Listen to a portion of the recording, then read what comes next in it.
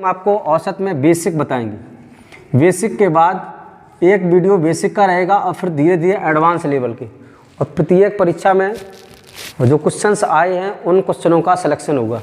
तो स्टार्ट करते हैं, और ये है आपका औसत का पार्ट 1 और क्वेश्चन नंबर 1। नमस्कार, आप सब लोगों का आपके favourite YouTube channel MP campus में हार्दिक स्वागत है। तो औसत का बेसिक, आज आपको बेसिक पढ़ाएंगे और बेसिक जानकारी के साथ ये पहला क्वेश्चन रहा। कभी कभार आपका क्वेश्चन आ जाता है कि प्रथम 50 संख्याओं का औसत कितना है। तो देखो, प्रथम 50 संख्याओं का औसत ऐसा लिखा होता है कि प्रथम 50 संख्याओं का औसत क्या है का औसत। तो आपको निकालने के लिए कैसे निकालते हैं, तो 1 + 2 + 3 ... 50 लिखते हैं। अब हम इनका औसत निकालते हैं। तो औसत लगाने की एक ही ट्रिक है। देखो, n + 1/2 अगर वो क्रम से कहा जाए तो क्रम से कहा जाएगा तो 50 + 1/2। अब 50 का आधा कर दो 25 और 1 का आधा कर दो तो 0.5, कितना आ जाएगा आपका 25.5। अब देखो, हम एक आपको फार्मूला बता रहे हैं, उस फार्मूला के माध्यम से आप क्वेश्चन को लगाना। क्या फार्मूला है कि जब भी कहा जाए कि n संख्याओं का योग, प्रथम n संख्याओं का योग, तो क्या होता है, प्रथम n संख्याओं का योग आपको निकालना है। तो योग होता है n × n + 1/2। ये है प्रथम n संख्याओं का योग। और आपसे पूछा जाएगा n संख्याओं का औसत, तो आप औसत कैसे निकालोगे। औसत में क्या होता है, औसत होता है भैया, आपको पता है कि औसत बराबर होता है पदों का योग और बटे पदों की संख्या। यानी जितने पद दिए गए हैं उनको, संख्या को आप लिख देते हैं। तो पदों का योग जैसे लिखा है, ये आपका योग लिखा है भैया, क्या लिखा, n × n + 1/2। और पदों की संख्या इसमें कितनी है, n, क्योंकि हमने क्या कहा था, प्रथम n पदों का योग। n से n कट हो जाएगा तो आंसर आ जाएगा n + 1/2। तो आप इस तरह निकाल सकते हैं कि अगर लगातार संख्या दी जाए तो योग, या इसको हम ऐसे लिख सकते हैं कि प्रथम पद प्लस अंतिम पद बटे 2। इसका यूज कब करेंगे, जब उनके बीच का डिफरेंस, उन संख्याओं के बीच का अंतर समान होगा तो हम इसका यूज करेंगे।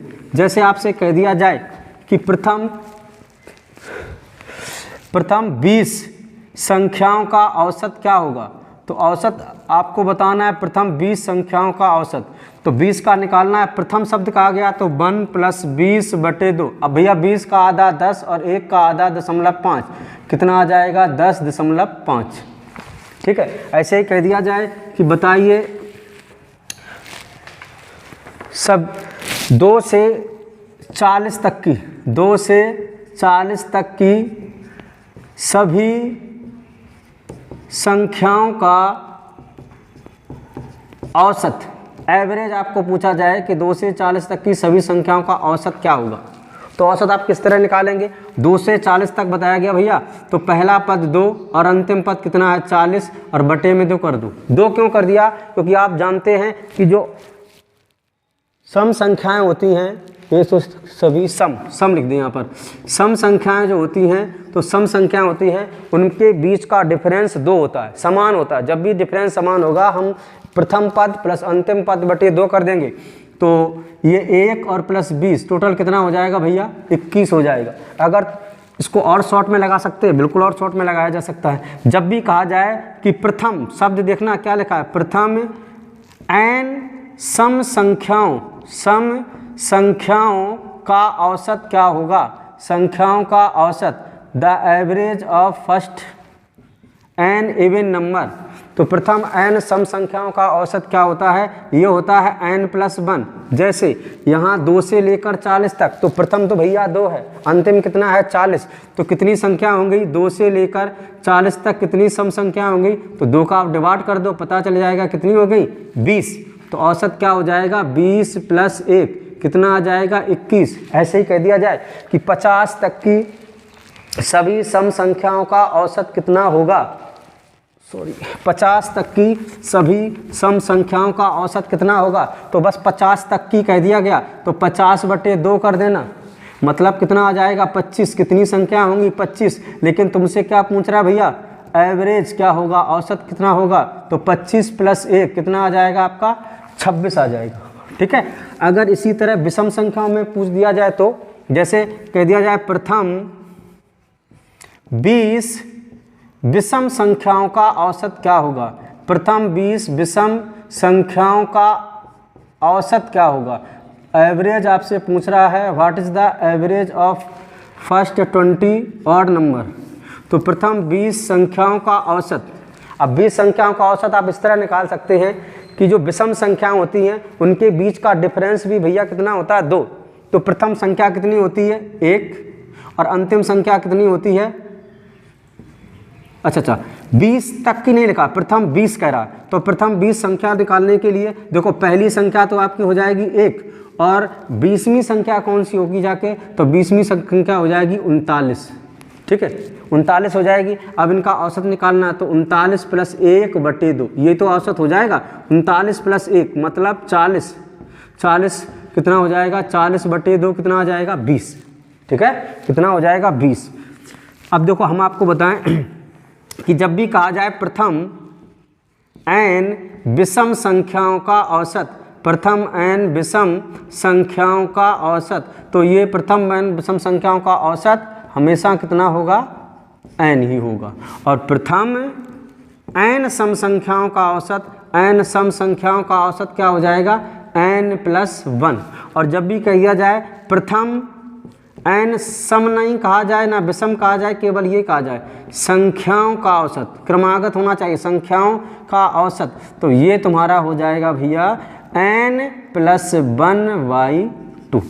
ठीक है, तो ये आपको हमने फार्मूले बता दिए। अब इसी पर आधारित जैसे कह दिया जाए कि पहला क्वेश्चन आपका दिया गया है कि प्रथम 60 विषम संख्याओं का औसत कितना होगा। जैसे 60 विषम संख्याओं का औसत पूछा जाए तो 60 विषम संख्याओं का औसत कितना होगा, विषम संख्या, तो 60 विषम संख्याओं का औसत कितना हो जाएगा, 60 हो जाएगा।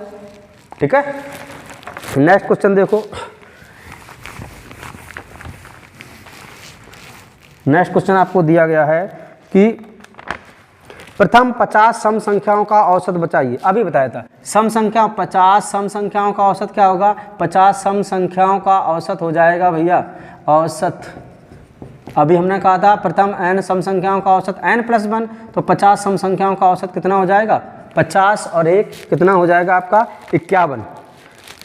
कह रहा है प्रथम 50 तक की विषम संख्याओं का औसत, 50 नहीं प्रथम 50 तक की विषम संख्याओं का औसत पूछा गया। अब 50 तक कितनी विषम संख्याएं होंगी, तो इसको देखने के लिए हम क्या करेंगे, देखो 50 ये तो विषम तो है नहीं, लेकिन इसका आधा कर देंगे, कितना आ जाएगा 25। इससे पहले वाली जो संख्या 25 होगी वही तुम्हारी हो जाएगी विषम।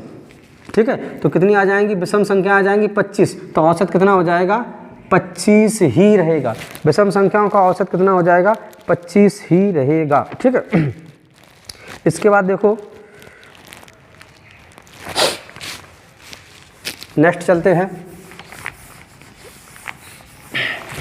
नेक्स्ट क्वेश्चन आपका कह रहा है 5 के प्रथम 20 गुणजों का औसत बताइए। 5 के प्रथम 20 गुणजों का औसत, गुणजों का औसत क्या होगा।